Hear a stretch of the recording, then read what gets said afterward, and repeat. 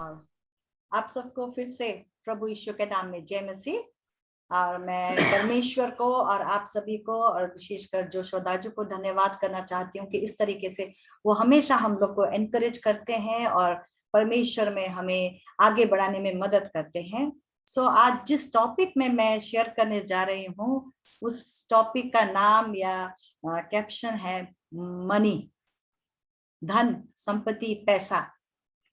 क्योंकि मैं जो है 18 साल की उम्र से बिजनेस में इन्वॉल्व थी और मेरा मनी में बहुत ज्यादा इन्वॉल्वमेंट था। और ऐसा कहे कि प्रभु को पाने से पहले मैं मनी को, धन को बहुत प्रेम करती थी, क्योंकि मुझे ऐसा लगता था कि जो पैसा ही है वो हमको सब कुछ देता है, घर, मकान, कार, गाड़ी, एवरीथिंग। और पैसा है तो दोस्त भी अपने होते हैं। इस प्रकार की मेरे सोच और विचार थे, तो इसलिए मेरा मनी में बहुत इन्वॉल्वमेंट था। परंतु प्रभु को पाने के बाद में मेरा जो धन की तरफ जिस प्रकार से परमेश्वर ने मेरे दृष्टिकोण को बदल दिया तो मैं हैरान रह गई।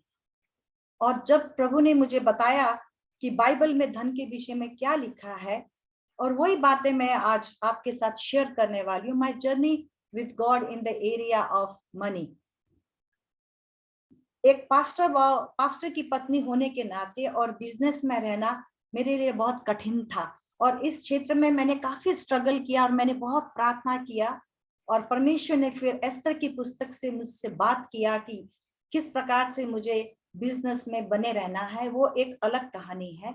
लेकिन यहाँ मैं बताना चाहती हूँ कि किस प्रकार से परमेश्वर ने मुझे बाइबल के द्वारा बताया कि we as a Christian how to use money and how to earn money. मैं हैरान हो गई जब मैंने प्रभु को पाया, और एक दिन मैंने बाइबल में ये वचन पाया, 1 तीमुथी 6:10। उसमें ऐसा लिखा है, क्योंकि रुपये का लोभ सब प्रकार की बुराई का जड़ है। तो मैं हैरान रह गई, क्योंकि मेरे हिसाब से रुपया न हो तो कुछ भी नहीं है। और मैंने परमेश्वर से पूछना शुरू किया कि प्रभु, क्या क्रिश्चियन को गरीब होना चाहिए? क्या क्रिश्चियन धनी नहीं हो सकता है? क्योंकि अगर हमारे पास पैसा, धन, संपत्ति है तो हम जो चाहे वो ले सकते हैं। पैसा हमें हमें हमारे बच्चों की स्कूल फीस देने में मदद करता है, हमारे लोन्स को चुकाने में मदद करता है, हमारे मेडिकल बिल्स भरता है, हम दूसरों को मदद कर सकते हैं। तो हम पैसा ना कमाएं तो क्या करें? And I was totally confused in the area of money. और मेरी ये एक आदत है कि मैं जिस बात में स्ट्रगल करती हूँ, चाहे वो सिकनेस हो, हीलिंग हो, एंगर हो या मनी, मैं बाइबल में खोल के उसके बारे में वर्ड्स ढूंढना शुरू करती हूँ कि बाइबल हमें इसके बारे में क्या सिखाता है। So then I start searching in Bible about it. और इसमें मैंने पाया मत्ती 6:24 में, कोई मनुष्य 2 स्वामियों की सेवा नहीं कर सकता है। Money can not be the master of our life. अगर हम इस भौतिक संसार में देखें तो लोग जो हैं धन के पुजारी हैं।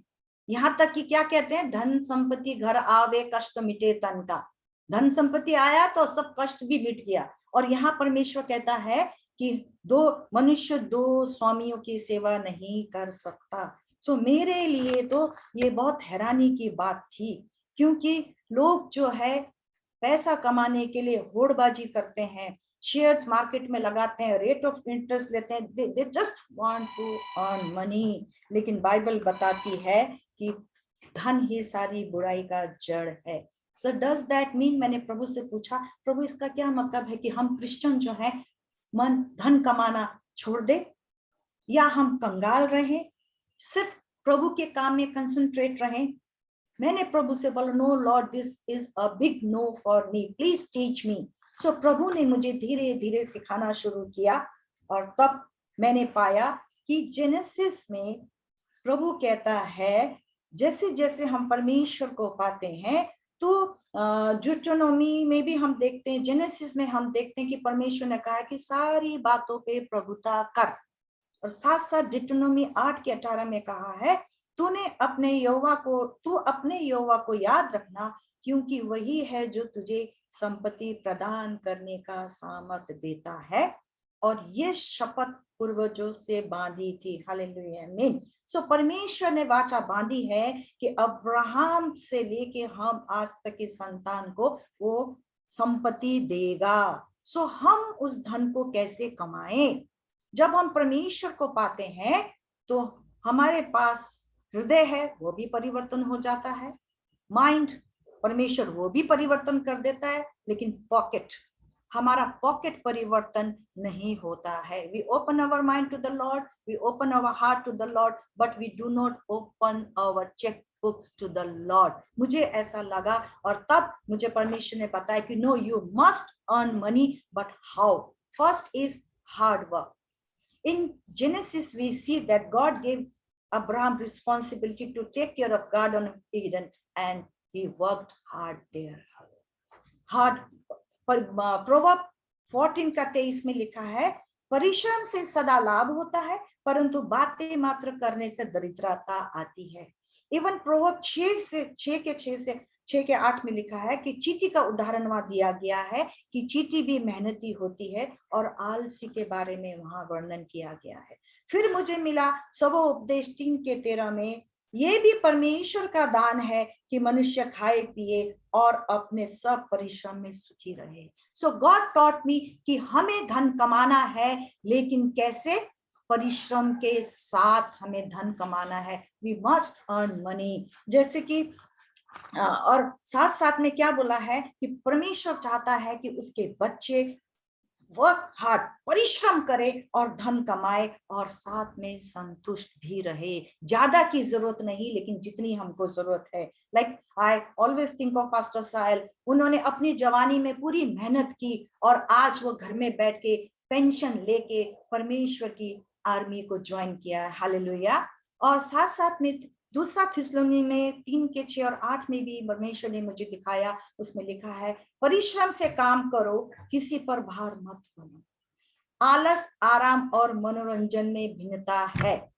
हम परिश्रम करने के बाद हम आराम करते हैं, मनोरंजन भी करते हैं। सो this is what God wants, a balance life ना। हमें परिश्रम करना है, हमें आलस नहीं करना है, और साथ साथ हमें आराम और मनोरंजन भी करना है। आपको याद होगा किस प्रकार से हमने पूरी मेहनत की पूरे 1 महीने हमारे प्रेयर टीम में, और फिर हम किस प्रकार से 0 पॉइंट में हमने आनंद मनाया, पिकनिक गए, मनोरंजन किया। आमीन, हालेलुया। दूसरा पॉइंट मुझे प्रभु ने मनी के क्षेत्र में बताया कि वी मस्ट सेव मनी। फिलिपी 4 का 19 में ऐसा लिखा है, मेरा परमेश्वर अपनी महिमा में अपने उस धन के अनुसार तुम्हारी हर घटी को पूरा करेगा। वो हमें धन देता है, लेकिन it is our duty to be good steward. हमें अच्छे भंडारे बनना है। प्रोवर्ब 21 के 20 में सिखाया फिर से प्रभु ने, बुद्धिमानी के घर में उत्तम धन तेल पाया जाए। That's how. तेल का आपको पता है, हम जानते हैं वो बूढ़ी स्त्री के बारे में, दैट इज बचत। Saving for what? सेविंग क्या इसलिए करते हैं कि हम नया गाड़ी खरीदें, हर साल हम नया मॉडल की गाड़ी खरीदें, हर साल हर घर को परिवर्तन करें, या ब्रांडेड कपड़े खरीदें? No, not for that, not for our wants, but for our need. Like मेरी आदत है, मैं जब भी डिस्काउंट लगता है, मैं फटाफट से अच्छे कपड़े, घर का सामान, fridge, TV, I always buy in discount price. I never go for the full price. I think that I'm saving money. That's what God has taught me. The role of women, हम देखते हैं proverb 31 का 10 से 31 में, वहां पर बचत करने वाली स्त्रियों के बारे में लिखा हुआ है। मेरे ये छोटी से आदत है कि I keep different purses for different expenditure, like for the food, for the entertainment, for fuel, for budget, मतलब मेनी थिंग्स। मैं 4-5 पर्स रखती हूँ और अपने इनकम को उसमें डिवाइड करती हूँ, और जब एक पर्स का वो अकाउंट खत्म हो जाता है, we stop spending on that account, whether it is entertainment, fuel, food, whatever it is. इस प्रकार से मैं चलती हूँ। दैट्स वाई मुझे क्या लगता है कि आमदनी अठन्नी और खर्चा रुपया नहीं होना चाहिए। हम मसीह को ये अवश्य ही सीखना चाहिए और इसमें स्त्रियों का बहुत बड़ा रोल है। That's why pastor Bob he never keeps his ATM with himself. यहाँ मुझे लगता है कि उनको अपना पिन भी याद नहीं है। He has handed over everything to me. He says you are the finance minister, I am the home minister. क्योंकि उनको ये 100% मेरे ऊपर भरोसा और विश्वास है। I am not going to misuse his ATM. Hallelujah. और इस तरीके से हम जानते हैं कि हम सीखते हैं कि किस प्रकार से हमें विश्वासी होके पैसे को कैसे कमाना है और कैसे बचाना है। तीसरा है investment. Good planning and hard work leads to prosperity. आपको मालूम है जेनेसिस 41 का 34 से 36 में देखते हैं जोसेफ ने किस प्रकार से आने वाले अकाल के लिए 7 साल बचत किया and then he had good future with his people. So investment एक इस तरीके का है। Investment means to be faithful in God's word and साथ साथ हमें उसको बाकी बेकार की चीजों में इन्वेस्ट नहीं करना है। But I must say that mediclaim, LIC, these are the wise investment for the Christian people. चौथा इनकम हमारा कैसे हम कर सकते हैं मनी के क्षेत्र में, दैट इज इनहेरिटेंस। यदि हमें पैतृक धन मिला है, that is a blessing from the Lord. Proverb 13:22 में लिखा है, भला मनुष्य अपने नाती पोतों के लिए संपत्ति छोड़ के जाता है। यदि हमें हमारे पूर्वजों से मिला है, it is a big blessing. और अगर हम दूसरों के लिए हमें दूसरे मीन्स हमारे नाती पोतों के लिए अगर हम छोड़ के जाते हैं, वो उनके लिए blessing. So this is our duty. यानी साथ साथ आप देखेंगे इनहेरिटेंस के क्षेत्र में हम रूथ, बोज, बहुत के हम एग्जाम्पल पाते हैं। इजेकियल 46 का 16 में लिखा है, gift of land to his sons. So we see, यदि हमारे पास धन संपत्ति परमेश्वर देता है तो हम हमारे आने वाले संतानों के लिए लैंड खरीद के एक गुड इन्वेस्टमेंट करके इनहेरिटेंस दे सकते हैं। And that is a blessing from the Lord to our children, coming generation. So for making money we should not take any shortcuts, not any money making schemes, but क्या परमेश्वर की योजना में हम किसी भी गलत तरीके से धन न कमा के परमेश्वर की योजना में अपने आप को समर्पण करके whatever ways he leads us, we can earn money and bless others. अब हम देखते हैं कि हमने धन तो कमाया, लेकिन धन को हमने गलत तरीके से नहीं कमाना है। वो मुझे प्रभु ने दिखाया। First is stealing money. हम जब स्टीलिंग की बात करते हैं तो हम सिर्फ चोर उचक्कों को सोचते हैं, हम अपने बारे में कभी नहीं सोचते हैं। लेकिन मलाकी 3:8 में क्या लिखा है कि तुम मुझे धोखा देते हो, लूटते हो, यदि तुम मेरे भवन में मेरे लिए टाइट लेके नहीं आते। एंड प्रियो, जब टाइट छोटा होता है हमें देने में बहुत आसान लगता है, 100-50 इट्स नथिंग। लेकिन टाइट अगर हमारा टाइट हजारों में या लाखों में है तो शायद हमें देने में मुश्किल हो सकता है। मेरा पास्टर तिमोथी हमारा दामाद है एंड वो प्रभु की सेवा काई करता है। तो उसका जमीन मालदा में उसका जमीन था, तो वो अपना जमीन बेच के आया। कुछ लाख उसके पास था। Then he came to me and he asked me, mummy इसका टाइट देने का जरूरत है, ये तो पहले से मेरा था और ये अब भी मेरा है। तो मैंने उसको हंस के कहा, क्योंकि तुमने इसको सेल किया है और तुमको प्रॉफिट मिला है, तुमको टाइट लाना है। अब देना नहीं देना ये तुम्हारा जीमा है। सो हम ऐसे हो जाते हैं, जब छोटी मात्रा में हमारी इनकम होती है तो हम टाइट देते हैं, लेकिन बड़ी मात्रा में हम डावाडोल हो जाते हैं। और दूसरा तरीका जो हमें नहीं कमाना चाहिए वो है रिश्वत।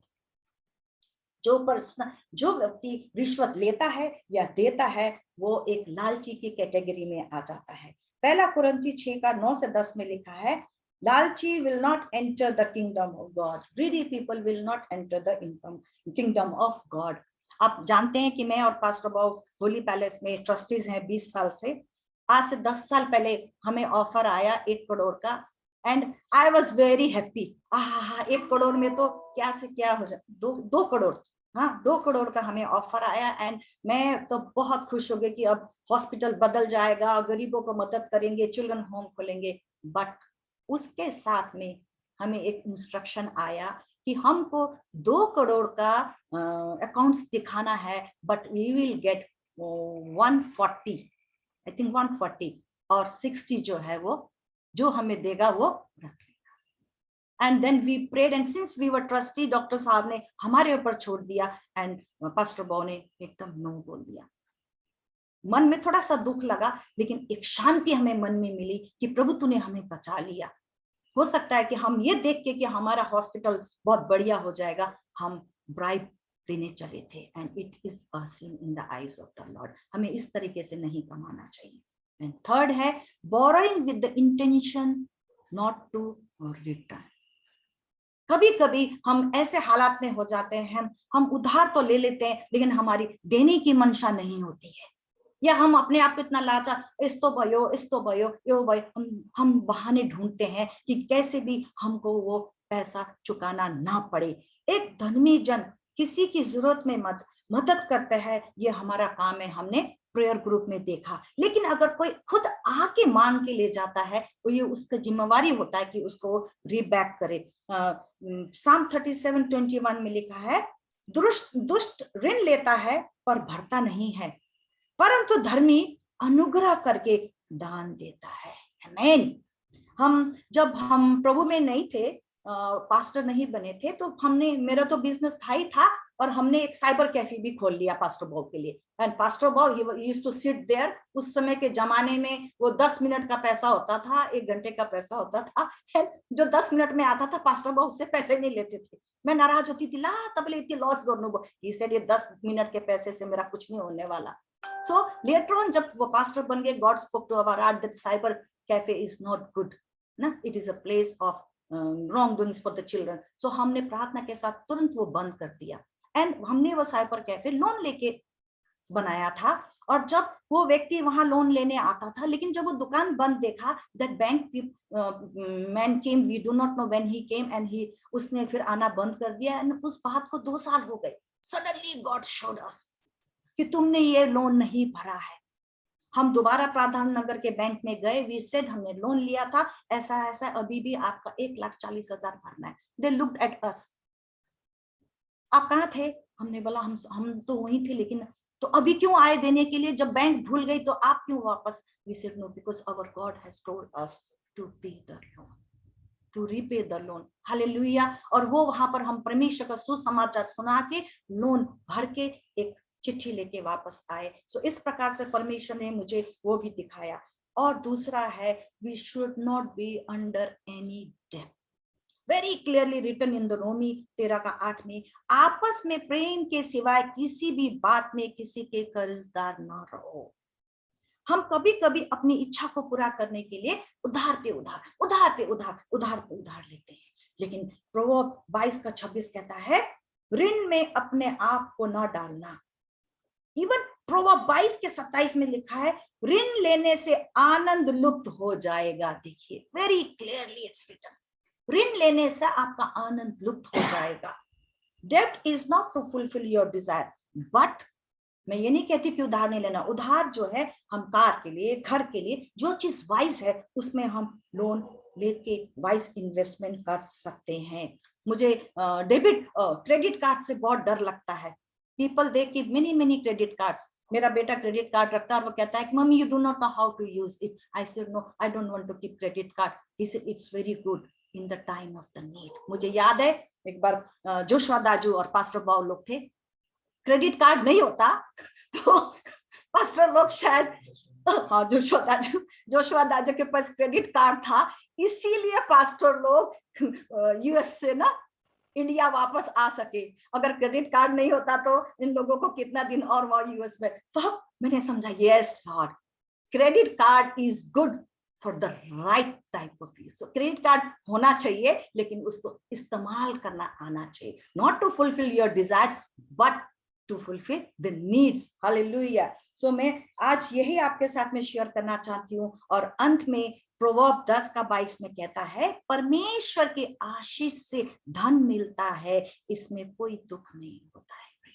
जब प्रभु देता है आशीष को, तो उसमें कभी भी दुख नहीं होता है। और इस प्रकार से परमेश्वर ने मुझे love of money and the use of money का डिफरेंस मुझे सिखाया। और आज मैं लव ऑफ मनी से मुक्त होके how to use money right way में चल रही हूँ। प्रभु को बहुत बहुत धन्यवाद और गॉड ब्लेस यू ऑल।